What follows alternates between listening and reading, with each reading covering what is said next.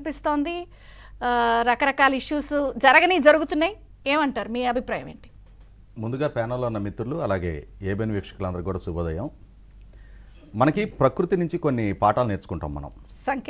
సంకేతాలు అంటే మనకి గ్రామాల్లో వర్షం రాబోతున్న సంకేతంగా తూనెగలు ఎగరటం చూసి మనకి గ్రామీణ ప్రాంత వాసులు చెప్పేయగలుగుతారు కొంతసేపట్లో వర్షం రాబోతుంది అని చెప్పని. అట్లాగే మే 13వ తారీఖు ఎన్నిక పూర్తయిన తర్వాత ఇప్పుడు మనం ప్రస్తావించుకున్న 1-2 సంఘటనలే కాదు, వాస్తవంగా ఎన్నికలు పూర్తయిన వెంటనే ఈ సంకేతాలు మొదలైనవి. మే 17వ తారీఖు నుంచి 25వ తారీఖు వరకు ఈ ఆఫీస్కి సంబంధించిన పోర్టల్ అప్గ్రేడేషన్ పేరిట సాఫ్ట్వేర్ అప్గ్రేడ్ చేయబోతున్నాం, ఈ ఆఫీస్ పోర్టల్ మూసేయబోతున్నాం అని చెప్పని ప్రభుత్వం ఒక ప్రకటన చేసింది. కానీ చంద్రబాబు నాయుడు గారు దాని మీద అభ్యంతరం వ్యక్తం చేస్తా, అంటే నోట్ ఫైల్స్ మొత్తం మాయం చేసే ప్రయత్నం చేస్తున్నారు, ప్రభుత్వం మారబోతా ఉంది, ఎన్నికలు పూర్తయి ఉన్నాయి, 4వ తారీఖు తర్వాత వచ్చే కొత్త ప్రభుత్వం ఆ బాధ్యత చూసుకుంటుంది, దీన్ని మీరు అనుమతించొద్దు అని చెప్పిన ఎలక్షన్ కమిషన్కి అభ్యర్థన పంపిగానే ఇమ్మీడియట్గా దాన్ని పరిగణలో తీసుకుని ఎలక్షన్ కమిషను ఈ ఆఫీసు పోర్టల్ అప్గ్రేడేషన్ ప్రాసెస్ కొత్త ప్రభుత్వం బాధ్యత, మీరు ఇప్పుడు చేయాల్సిన అవసరం లేదని చెప్పని ఆదేశాలు ఇవ్వడం జరిగింది. ఒక రకంగా చీఫ్ సెక్రటరీ గారి ప్రయత్నాన్ని వమ్ము చేసిన మొట్టమొదటి అంశం అది.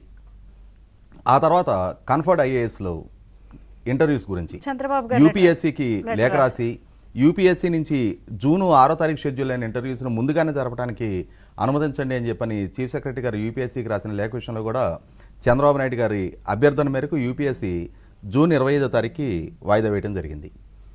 ఆ తర్వాత మీరు చెప్పిన ఇవి ఇప్పుడు ఈలోగానే చీఫ్ సెక్రటరీ గారికి సంబంధించి అంటే నిన్నటి వరకు వాళ్ళ హోదాకి వాళ్ళ అధికారాలకి భయపడి మిన్నకొన్న ప్రజలు కూడా విశాఖపట్నంలో జరుగుతున్న అసైన్మెంట్ ల్యాండ్ ఆక్రమణకు సంబంధించి కుంభకోణానికి సంబంధించి వరుసగా మీడియాలో ఎంత సంచలనంగా మారుతుంది. ఆధారాలతోటి చీఫ్ సెక్రటరీ హోదాలో ఆయన మూర్తి యాదవ్ గారిని బెదిరిస్తూ ఒక లేఖ రాసినా కూడా మీ మీద చట్టపరమైన చర్యలు తీసుకుంటాం, నేను కానీ నా కొడుకు కానీ ఎప్పుడు విశాఖపట్నం అడుగు కూడా పెట్టారలేదు అని చెప్పని బుకాయించే ప్రయత్నం చేసినా కూడా పూర్తి సాక్ష్యాధారాలతోటి రోజువారీగా ఒక సిరీస్ లాగా గత 4 రోజులుగా ప్రెస్ మీట్లో అక్కడ బాధితులుగా ఉన్న రైతాంగాన్ని కన్సర్న్ డాక్యుమెంట్ ఎవిడెన్స్ తోటి మూర్తి యాదవ్ గారు అక్కడ స్థానిక తెలుగుదేశం నాయకులు చీఫ్ సెక్రటరీ గారిని ఏ విధంగా ఎండగడుతుందో చూస్తూ ఉన్నాం. తర్వాత ఏబీవీ గారి అంశం, ఈ ఏబీవీ గారి అంశం 100కి 100 ఒక ఒంటరి పోరాటానికి ప్రభుత్వం తల ఉంచిన తీరిది. ఎందుకంటే 5 సంవత్సరాలుగా ఆయన్ని యూనిఫామ్ వేసుకొని ఇవ్వకూడదు అని చెప్పిన ఏకైక లక్ష్యంతో ముఖ్యమంత్రిగా జగన్మోహన్ రెడ్డి గారు పదవి బాధ్యతలు చేపట్టిన వెంటనే సహజంగానే ఒక కొత్త ప్రభుత్వం పదవి బాధ్యతలు చేపట్టిన తర్వాత ఒక మంచి నిర్ణయంతో అంటే ఒక కొత్త పథకాన్ని అనౌన్స్ చేయటము, ఒక కొత్త భవనానికి శంకుస్థాపన లాంటి ఒక శుభకార్యంతో ఏదైనా ఒక కార్యక్రమాన్ని మొదలు పెట్టాలని చెప్పని ఆశిస్తారు. ప్రజలు కూడా అటువంటి అంచనాతో ఉంటారు.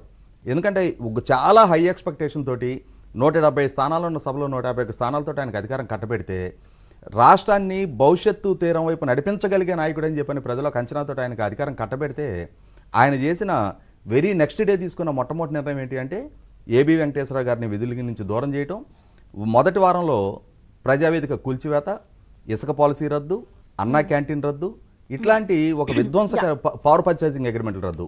అంటే ఇటువంటి విధ్వంసకర నిర్ణయాలతో మొదలుపెట్టిన ఆ ప్రస్థానంలో భాగంగా ఏబీ వెంకటేశ్వర గారిని ఆయన సుప్రీంకోర్టులో గెలిచిన పోస్టింగ్ ఇవ్వలేదు, పోస్టింగ్ ఇచ్చి మళ్ళీ 2 వారాల్లో సస్పెండ్ చేశారు.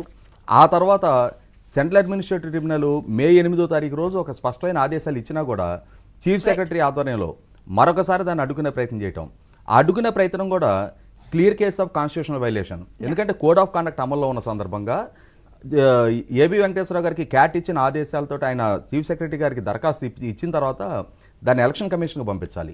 ఇక్కడ పాలసీ డెసిషన్ తీసుకునే అధికారం లేని ముఖ్యమంత్రి గారికి ఫైల్ పంపించారు.